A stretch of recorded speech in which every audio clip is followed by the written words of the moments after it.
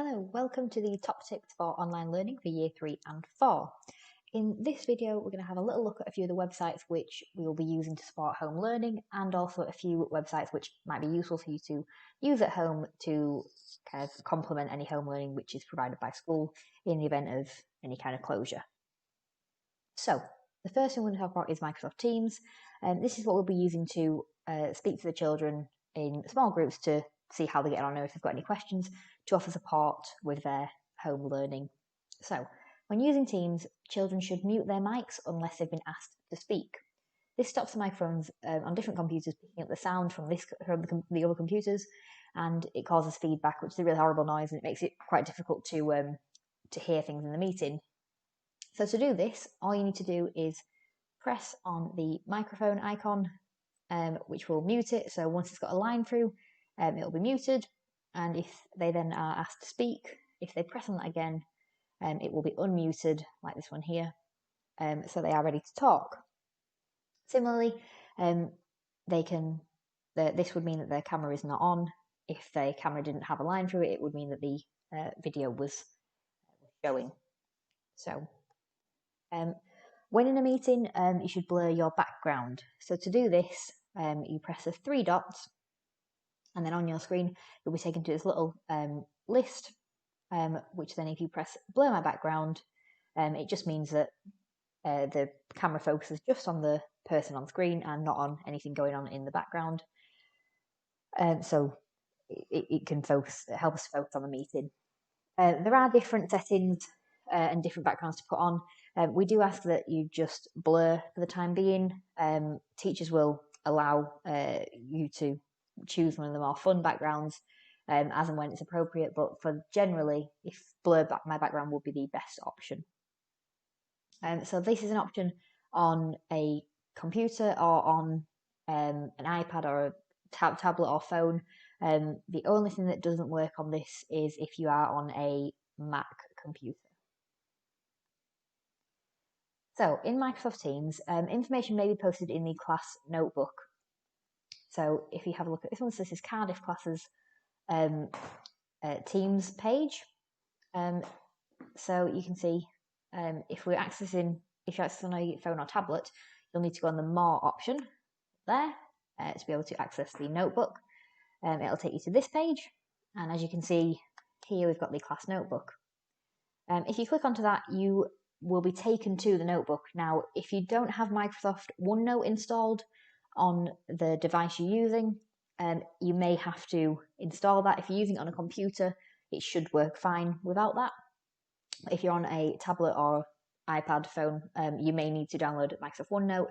It's a free app, and once you've got it, you'll just have to sign in again with your child's school email address, and then it should connect the Teams and the class notebook up, and then you can see any bits that your children have been asked to do. So Tapestry. I know a lot of people are already quite familiar and quite happy with Tapestry, but I just wanted to run through some of the basics just to make sure people were confident with it. So it's a really useful way to send messages to your child's teacher, to upload any work, such as reading diaries or spelling work or anything they've been doing at home. It's a good way to see information which schools put out, such as the newsletters, or see something specific to your child's class, such as the home learning, so spellings will be on there, or lunch menus, so you know what to expect for the week, so you can plan ahead. You can access Tapestry through the web browser on your phone or on a laptop. It is easier, however, if you download the free app.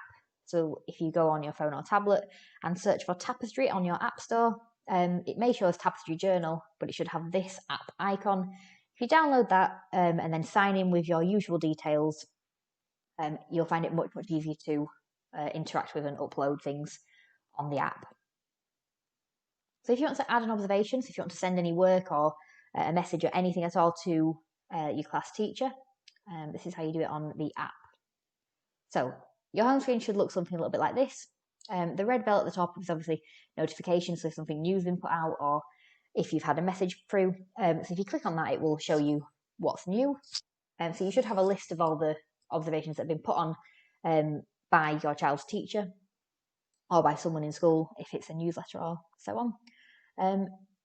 So if you press the plus sign up here, this is how we begin to add our observation. So you'll be taken to this screen, And then here is the first thing we need to do. So you write what the post is about. So it could be reading diary, parents' evening, lunches, whatever it is that you're writing about. In the yellow box, you can write some extra information.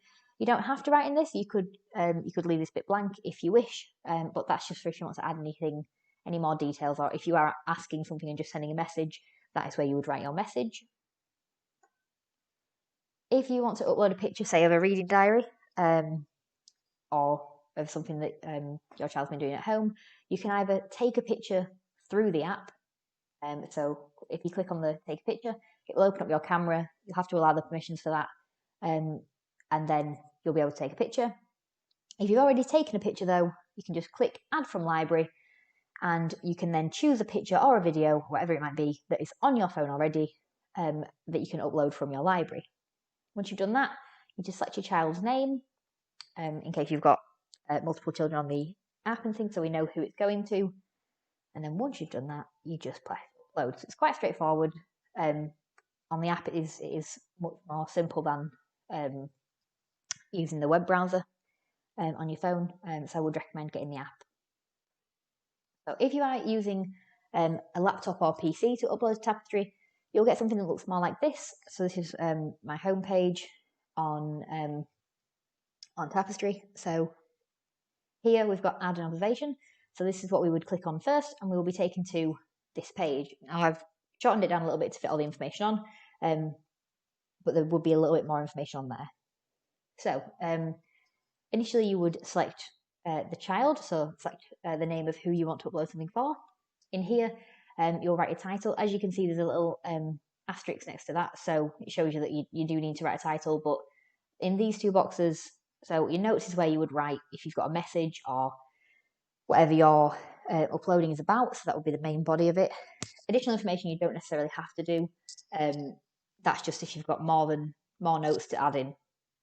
So you can leave that one blank. Then it goes to the part where it says media.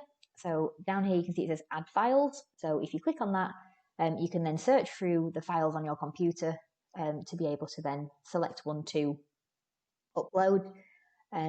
So once you've done that, it will appear in this area here, and it'll tell you once it has finished uploading. It's usually very quick, unless you're uploading, say, a video or something, then obviously it'll take a little bit longer, but if it's just a picture, it tends to be pretty instant. So once you've done that, you can, if you are done and you just want to do that one thing, you can just press save. If you have something else you want to add, so if you've uploaded one observation for the reading diary, but then you also need to do a picture of some spellings or some times tables or whatever it might be, if you press save and add another, it will take you to another page, so you can start another observation again, or it could be for a different child, whatever you might need. So that's how you upload on the PC. So if you want to view attachments on Tapestry, I know we had a few issues at the start of using Tapestry around this. Just to go through, so if school has put something on, so you'll have the title here, so this one's about parents' evening, it'll tell you who's written it and when it was updated. So this is your main bit of information, so what it's about, and then down here in this red box, you'll see a little paperclip, and then it'll say the name of the file. So if you click on that link or press it on your phone, it will hopefully open the attachment or send you to a website link, which will have all that information on there for you, so you can see what the post is about. So any documents or attachments will appear under that yellow box on your device. You'll notice down here that we've got the like button.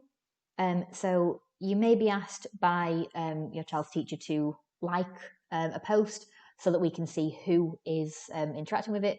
It just helps us to know who's seen what we've put on, to see if there's anyone we need to give a hand with Tapestry and things. So we know it can be a bit confusing. So if you hit like on posts, if you've been asked to, it's just really useful for us teachers to know that what we've been putting out has actually been seen.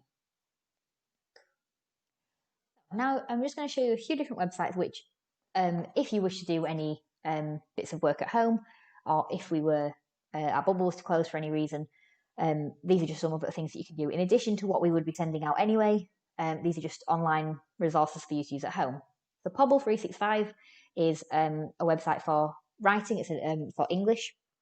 It's a lovely website where there is a different picture for every day of the year. So for each picture, there's lots of tasks to do.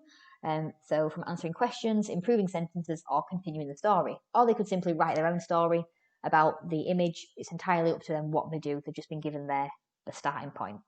So if your child doesn't want to do the picture that is on that day, you can always flick back or forwards using the arrows to see what's been done before or what's coming up next.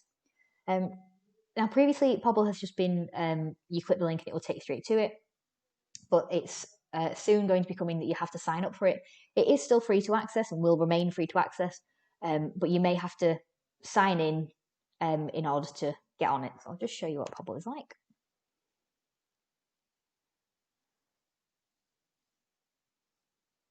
So this is today's Pobble.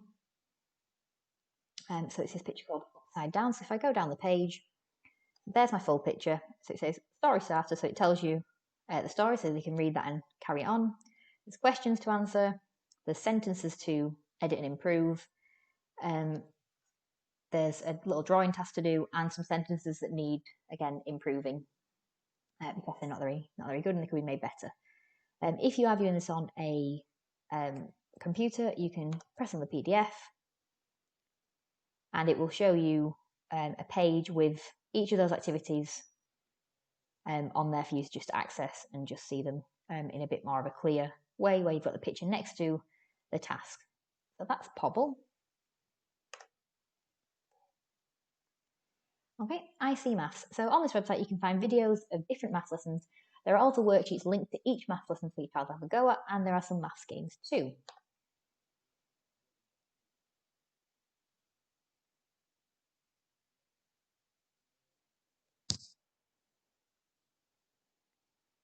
So it'll take you to this homepage. So if you go onto Home Learning up here, and you can see we've got a Year 3 and 4 tab. So if I go on that one, and you can see there's addition and subtraction is what we start off with. Now these are only available for the rest of 2020, but they may be on for longer. So hopefully there will be these or something similar on in the new year. The maths games and things do tend to stay on, but hopefully this will continue to be updated. You can usually find these on YouTube as well. During the school closure period, these were also on YouTube, so you might be able to search for I See Maths on there and see some bits that this website has put out. So if you were to go on this, so if you click that, your video would start playing, and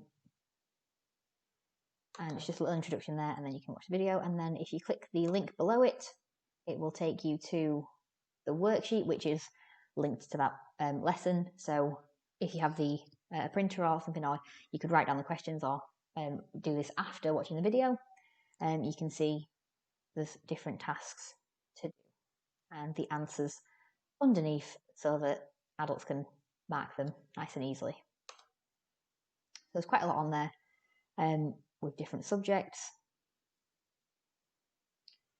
Well, and if we go back to the top, again on Home Learning, we've got maths games. And we've got a few different math games that you can have a look at. Now, these, as you can see, are age range. So this one's anyone from Year 1 to Year 4 can have a go at that one. This one's Year 1 to Year 3, Year 2 to Year 6. So this one will be a little bit trickier, but again, just start at Year 2, so we should be able to access. Year 3 to 6, so it will get trickier depending on what it says there. Okay, BBC Bitesize learning at home. So on the BBC Bitesize website, there are lots of different topics and lessons for children to have a go at, with interactive quizzes and videos to help them with their learning. The BBC's put a lot of work into this, and it's a really well thought out website with lots of different things on there. So just have a little look at this with you. So first we'll be taken to this page. So as you can see, we've got Year 3 there and Year 4 there. If I go on Year 3, then you've got maths, English, science, history, and geography. So if I was to go on to history, you can see we've got Vikings, which we have learned about so far this year. We've got Romans, which we've learned about this year as well. Those are some, and Anglo-Saxons as well. So there's some that you could have a look at home, or you might want to look at things like ancient Egypt or ancient Greece, which will be covered at some point in school. or may have been done in the previous year. I go back to year 3 again, and to maths. Now, when you get onto maths, you'll be given the different topics that we look at. So far this year, we've mostly looked at number and place value and addition and subtraction. So if it would be best if they could carry on working on this rather than moving on to new learning. I know we will be touching on this multiplication division in the spring term. But if you are doing work at home, if they could practice addition, subtraction, number and place value, that would be the most beneficial for us, just to make sure that we're not, so we know where to start when we're teaching the other subjects. As you can see, there's lots of different things on here. So if I go on this one,